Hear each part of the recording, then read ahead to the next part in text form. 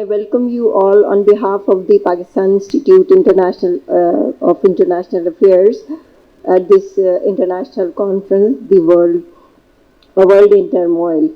The Pakistan Institute of International Affairs was established in 1947 and has held numerous conferences over 75 years. Ladies and gentlemen, now we will start the proceeding of the inaugural session of this conference on A World in Turmoil with a recitation from the Holy Quran. And for this, I request Professor Dr. Tanveer Khalid to recite from the Holy Quran. Dr. Tanveer.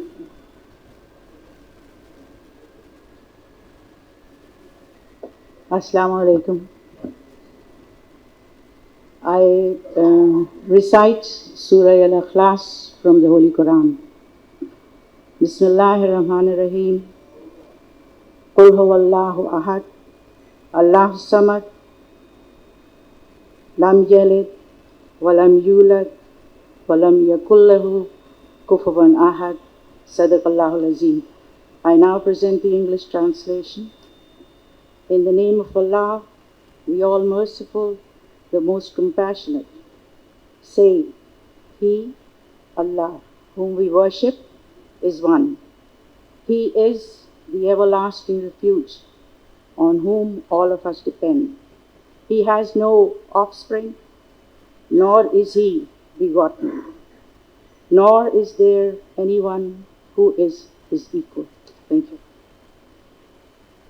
Ladies and gentlemen, please rise for the national anthem.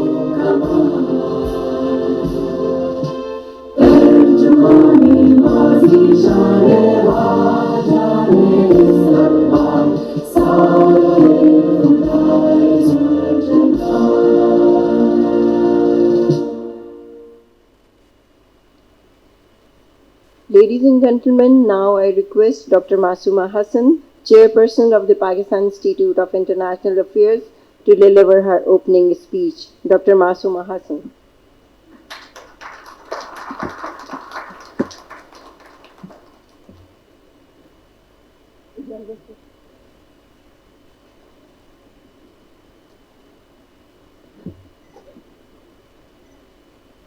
Mohtaram Justice Shahnawaz Tariq, Excellencies, distinguished guests and colleagues. It gives me great pleasure to welcome you to this conference on a world in turmoil, which is being convened by the Pakistan Institute of International Affairs. I am especially grateful to Justice Shahnawaz Tariq for graciously agreeing to inaugurate the conference. In his distinguished career, he has been widely respected for his integrity, landmark judgments, and also his judicial compassion. At present, he serves as the Sindh Ombudsman for protection against harassment of women at the workplace, in which responsibility he has provided justice to countless women. I also want to acknowledge the generosity of the government of Sindh, especially Chief Minister Syed Murad Ali Shah, which has made this conference possible. The world has been in turmoil throughout history, but today we have gathered to analyze the causes and effects of the turmoil in the times in which we are living.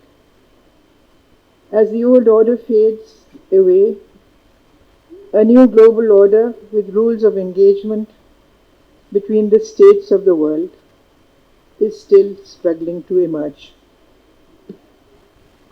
Although we are only in the first quarter of the 21st century, we have witnessed the rise of totalitarianism and xenophobia, the terror inflicted by non-state actors, transnational crimes, armed conflicts in different parts of the world, the debt traps which stifle the countries of the global south, pandemics, and people on the move across national borders displace people, making refugees the fastest growing population in the world.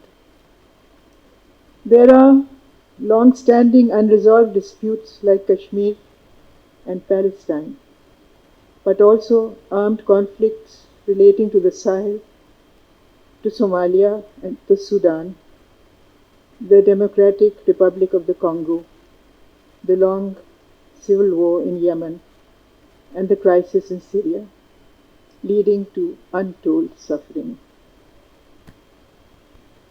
There is also the lingering fear of nuclear threats.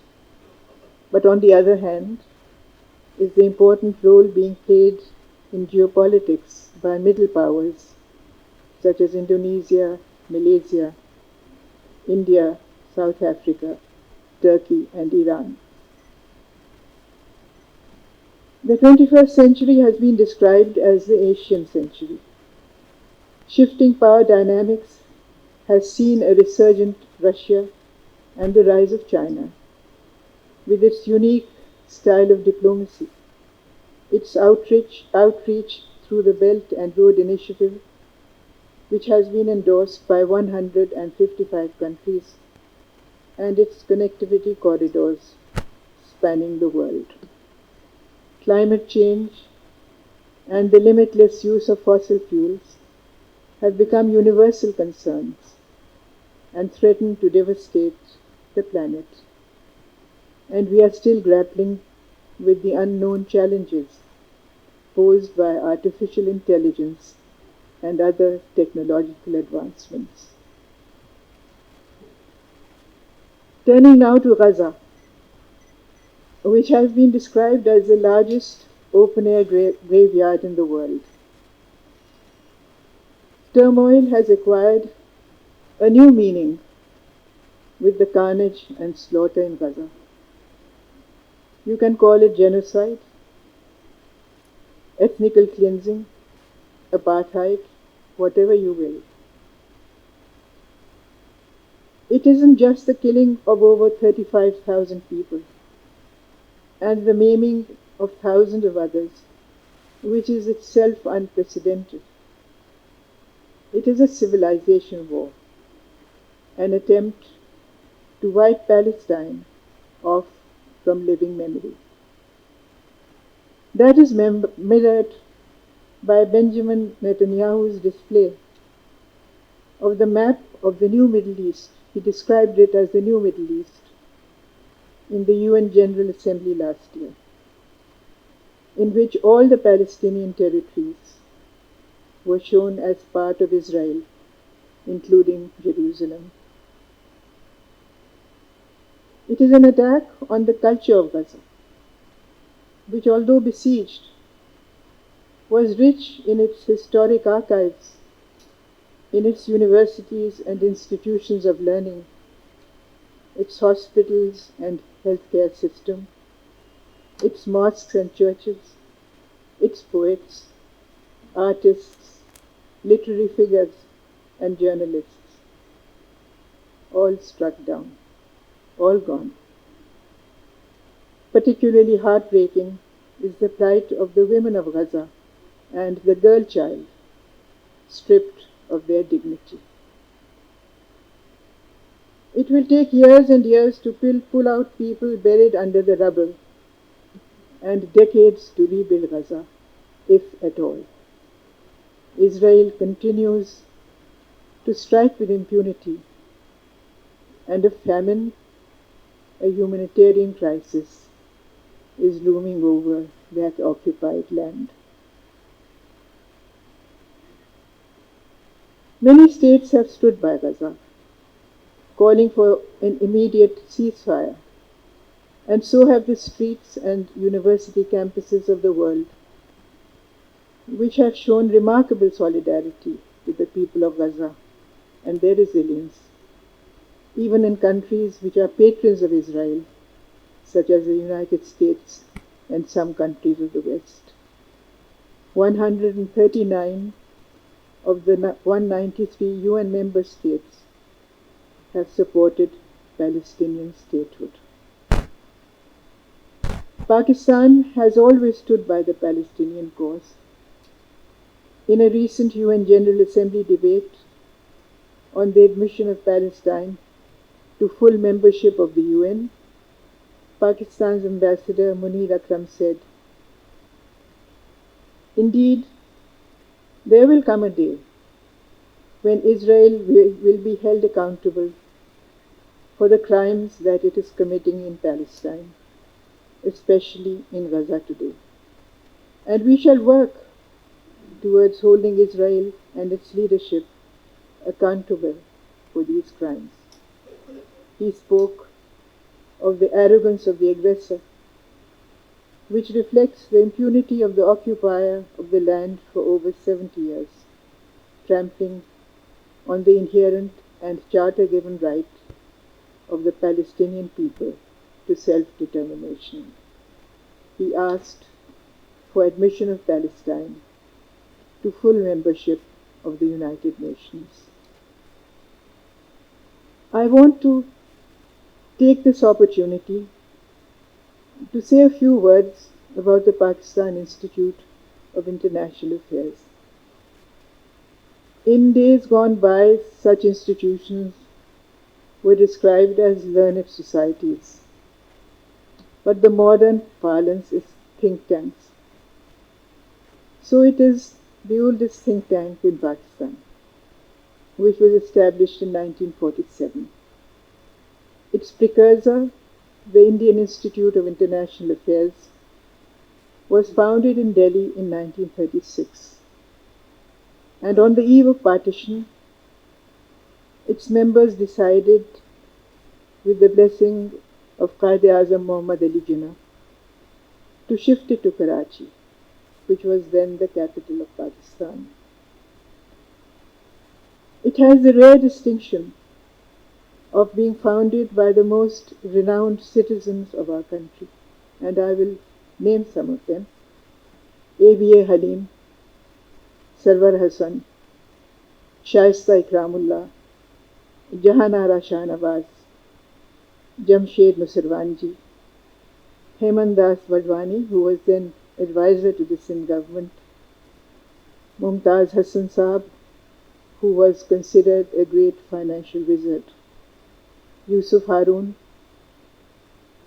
Ishtiyaq Hussain Qureshi, Altaf Hussain, the editor of Dawn newspaper, Dr. Mahmood Hussain, the young Agha Shahi, and the young Rashid Ibrahim, who then belonged to the Cabinet Secretariat. In 1955, the Institute moved to its iconic building in the heart of the city, which has been declared a national heritage. It would be no exaggeration to state that thousands of citizens from all walks of life, statesmen, scholars, diplomats, students, have passed through its portals and benefited from its resources. When Prime Minister Liaquat Ali Khan inaugurated the Institute in March 1948, he stressed upon the importance of an institution which should act as a bridge between policymakers and the public. And we have tried to live up to this vision. For over 76 years, through interactive sessions, seminars, conferences, and our publications, we have provided a platform for informed debate and discussion on issues in international politics and the challenges to foreign policy. I thank you for your attention, and I want to conclude with a few lines from the poem of the Palestinian intellectual Rifat al-Hariri, who was killed by an Israeli strike last December. The Palestinians know that their death is imminent. He wrote in his poem, "If I must die, you must live. If I must die, you must live to tell my story, to sell my things." It is a long poem. You must live to tell my story, to sell my things. If I must die, let it bring hope. Let it be a tale. Thank you.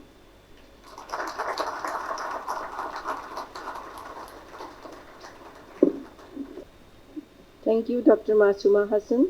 Now I request the Chief Justice, Justice Shahnawaz Tariq, to deliver the inaugural address. Bismillah ar-Rahman ar-Rahim. Respected Dr. Masuma Hasan, Chairperson of Pakistan Institute of International Affairs, ambassadors, members of Armed Forces of Pakistan, members of the judiciary and the legal fraternity, accommodations, eminent scholars, members of the Council of PIIA, distinguished guests, ladies and gentlemen, Assalamu alaikum. It is my pleasure to be part of this amazing conference on the subject of great concern being organized under the auspices of the Pakistan Institute of International Affairs. This institute is the oldest think tank in Pakistan, which was inaugurated by the Qaid-e-Millat Liaquat Ali Khan in 1947, and ever since it has been excelling in its outstanding research on national, regional and global issues. Qaid-e-Millat had a vision and deep understanding of Pakistan's foreign policy, and I congratulate Dr. Masuma Hasan and her team for their continuous hard work in the realization of that vision and in maintaining a scholarly approach on foreign policy issues, especially peace, stability, progress in contemporary and world affairs, in particular the ongoing armed conflicts in Kashmir, Palestine and Ukraine, and the issues like climate change and women rights, which have raised concerns for the uncertain future we tend to leave for our children. Ladies and gentlemen, as we know that with the disintegration of the Soviet Union, the world witnessed the end of the bipolar international political order and a new world order with the US as a unipolar power emerged at the global level, which is considered as the second American century. However, the era of American hegemony is now being questioned by the other powerful countries like China, Russia, Turkey, and Brazil, calling for modifying or completely overthrowing the existing international structure dominated by the US and its European allies.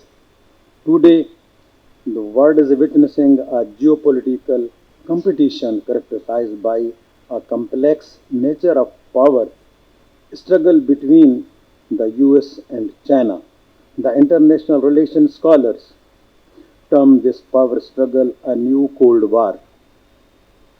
Though different from the previous one between the US and the Soviet Union in terms of its nature and the theater.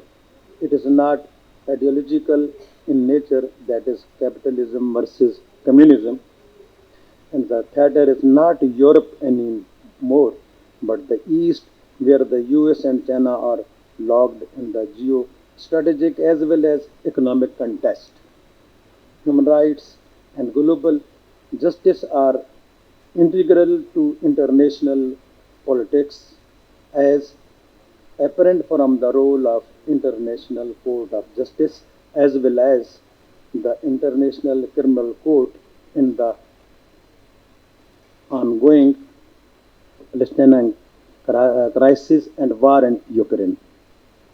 Pakistan has played a pivotal role in its in this regard, and since 1960, over 200,000 of Pakistani servicemen and women have served with honor in many UN missions. Pakistan's role has been instrumental in advocating for the right of self-determination of the people of Kashmir and Palestine in the UN General Assembly and Security Council. Pakistan is a party to many international human rights conventions, including Convention on the Elimination of All Form of Discrimination against Women, and legislated several laws to protect women from gender-based violence and safeguard their property rights. For this very purpose, the Protection Against Harassment of Women at Workplace Act 2010 has empowered myself, my office, and my fellow ombudspersons at federal and provincial level to ensure that Pakistani women can exercise the right of employment without any fear of discrimination at the workplace and contribute to economic development of our country. But Pakistan has long way to go and faces huge challenges which can be overcome by looking at the opportunities. Being the part of China Belt and Road Initiative and the China Pakistan Economic Corridor, Pakistan can reap significant benefits in the coming years through the connectivity projects. It is said that the CPEC will not only guarantee Pakistani economic development but also prove it to be counterbalance to the growing India-US military alliance in the region, where the US leanings towards India has become a major concern for both Pakistan and China. Pakistan will have to be very careful in promoting its foreign policy objective, as the US will soon go to elections, and it is very important for Pakistan to promote a better understanding for the Pakistan of US-Pakistan relations with the next US administration by effectively highlighting its role in the ongoing situation in Afghanistan as well as a front state in the war on terror. Ladies and gentlemen, as we know that world is passing through an unprecedented terrible times marked by existential threats like nuclear war, climate disaster, and food insecurity, and therefore there is a need of global cooperation, as no country can stand alone and blame the other for its complicity. There is a huge responsibility of powerful states like US, China, and Russia to jointly work for global peace in order to save the humanity, and an opportunity for Pakistan to play its role as a responsible nuclear power in a world which is plunging into turmoil. I therefore congratulate Dr. Masuma Hasan for taking this initiative and inviting renowned scholars from various backgrounds to discuss and enlighten us on this subject of great importance and concern. Thank you. Thank you.